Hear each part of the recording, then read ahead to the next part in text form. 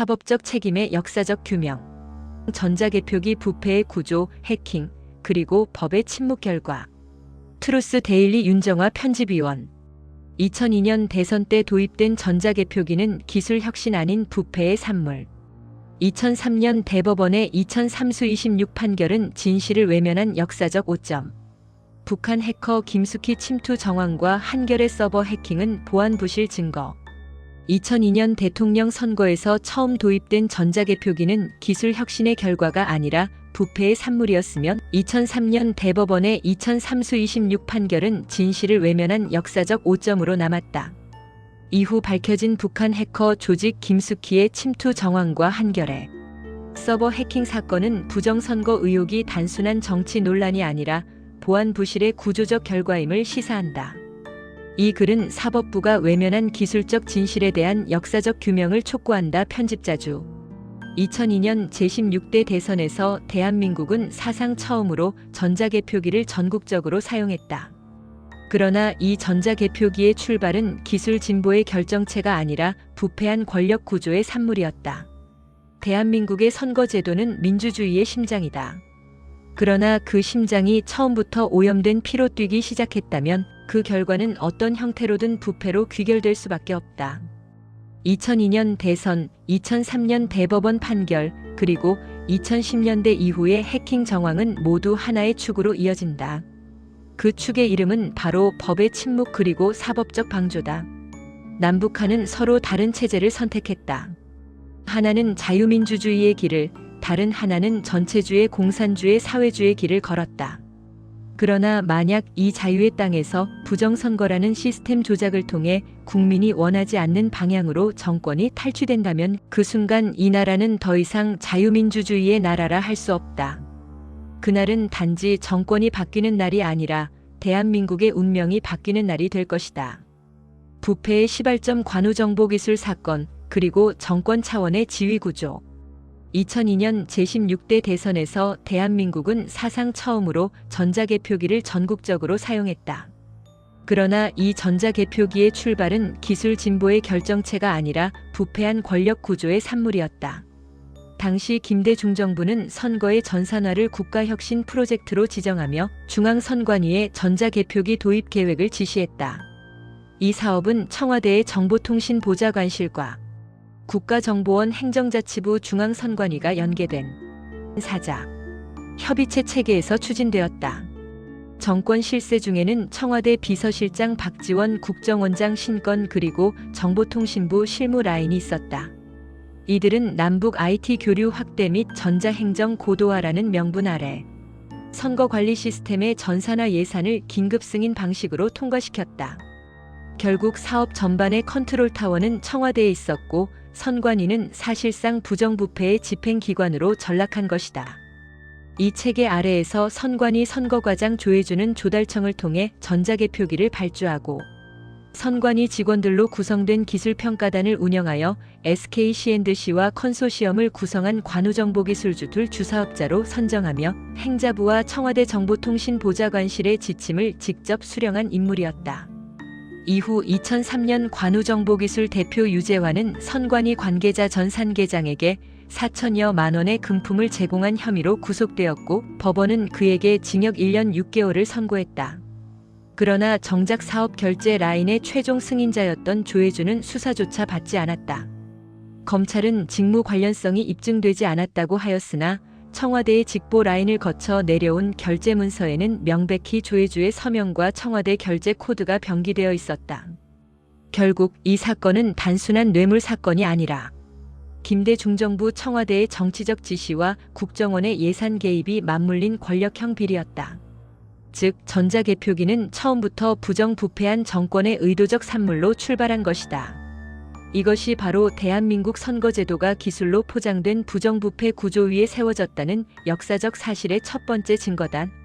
내부의 양심 한성천 중앙선관위 노조위원장의 폭로 2003년 중앙선관위 노조위원장 한성천은 공직선거법 부칙 제5조 위반 사실을 언급하며 전자개표기가 선거법에 근거 없이 불법적으로 사용되었고 검증을 위한 규정도 제정하지 않았으며 혼표가 무수히 발견되는 등 명백히 해킹의 흔적이 발견되었음을 공개적으로 양심선언을 하여 밝혀낸 공익제보자였다.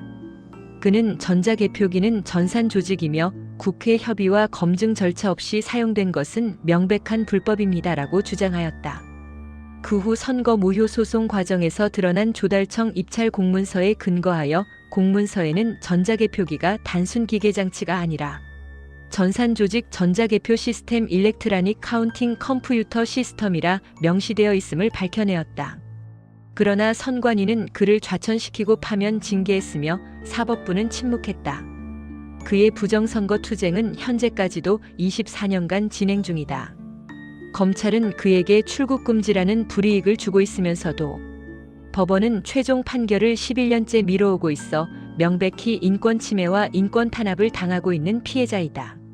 심지어 공익 제보자에 대한 법적인 보호 조치도 진행되지 않고 있다.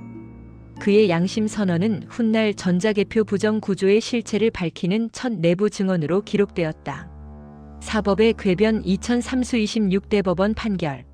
한나라당은 2002년 대선 직후 대선 무효 소송 2003수 26을 제기했다. 쟁점은 전자개표기는 전산 조직인가 단순 기계장치인가였다. 그러나 2003년 10월 30일 고현철 대법관은 피고인 중앙선관위의 소송대리인 이용훈 변호사가 제출한 피고준비 서면에 있는 내용을 그대로 인용하여 판결문에서 전자개표기는 단순한 기계장치로서 전산 조직에 해당하지 않는다라고 판시했다. 조달청의 공식 입찰 문서에는 이미 전자개표기가 전산 조직으로 분류된 전자개표 시스템으로 기록되어 있었음에도 대법원은 명백한 사실을 부정함으로써 불법의 면죄부를 부여한 셈이었다. 이후 헌법재판소와 대법원은 모든 선거 무효 소송에서 이 판례를 반복 인용함으로써 불법을 합법으로 포장하는 부정선거의 공범이 되었다. 이것이 바로 법의 침묵이 정의의 왜곡으로 이어진 순간이며 대한민국 사법부가 스스로 민주주의의 신뢰를 훼손한 출발점이었다. 기술과 권력의 결탁 SKC&C, 남북 IT 연계, 그리고 열린 전산망. 당시 컨소시엄에 참여한 SKC&C는 단순한 민간 협력업체가 아니었다.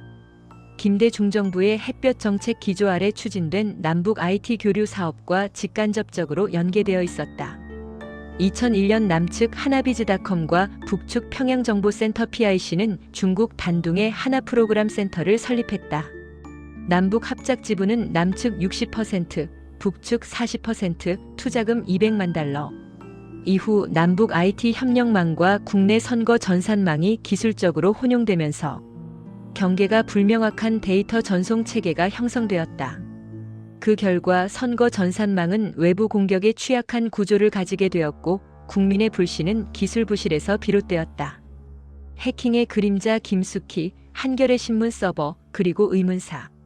2010년대 이후 보안업계와 미국 FBI는 북한 해킹 조직 김숙희 KIMSUKY가 한국의 언론사와 공공기관 서버를 해킹해 정치 정보와 선거 관련 데이터를 수집했다고 발표했다. 특히 한겨레 신문 서버가 악성 코드 숙주 호스트로 활용된 정황이 확인되었고 선관위 중계 포트와 동일한 통신 패턴이 포렌식에서 발견되었다. 이후 한겨레 사장이었던 이모 씨가 서버 침투 보고서를 검토 중이던 시점에 의문의 죽음을 맞이했다. 경찰은 극단적 선택으로 종결했지만 언론 내부에서는 타살 가능성을 배제할 수 없다는 증언이 이어졌다. 2012년과 2014년 보안업계는 선관위 및 언론사 서버에서 해킹 흔적을 보고했지만 검찰은 선거 결과 조작은 입증되지 않는다며 사건을 종결했다. 문은 열려 있었지만 누가 들어왔는지는 확인되지 않았다. 이 한 문장은 대한민국 사법의 방조를 상징한다. 법은 기술을 몰라서가 아니라 정치의 안정을 위해 진실을 외면했다. 그 결과 전자개표기 검증은 20년째 봉인된 상태로 남았다. 법이 침묵할 때 역사가 심판한다. 한성천의 폭로, 유재화의 고백, 그리고 김숙희의 흔적은 모두 한 방향을 가리킨다. 부정선거는 음모가 아니라 구조적 결과였다. 사법부가 기술적 진실을 외면한 그날부터 대한민국의 선거는 신뢰를 잃었다. 이제라도 사법부는 전자개표기의 전산 조직 여부, 해킹 침입 경로, 그리고 검증 절차의 위반 여부를 국민 앞에 다시 밝혀야 한다. 법이 진실을 외면할 때 역사는 법을 심판한다. 그것이야말로 사법적 책임의 역사적 규명, 그리고 대한민국 민주주의 회복의 첫걸음이다. 사법부가 기술적 진실을 외면한 그날부터 대한민국의 선거는 신뢰를 잃었다. 이제라도 사법부는 전자개표기의 전산 조직 여부, 해킹 침입 경로, 그리고 검증 절차의 위반 여부를 국민 앞에 다시 밝혀야 한다. 트루스데일리 윤정화 편집위원. 필자주 이 글은 특정 정당의 이해를 대변하지 않는다. 법이 과학기술의 진실을 외면했을 때 민주주의는 부패한다. 사법의 역사적 책임을 규명하는 일은 국가의 명예를 회복하는 첫걸음이다.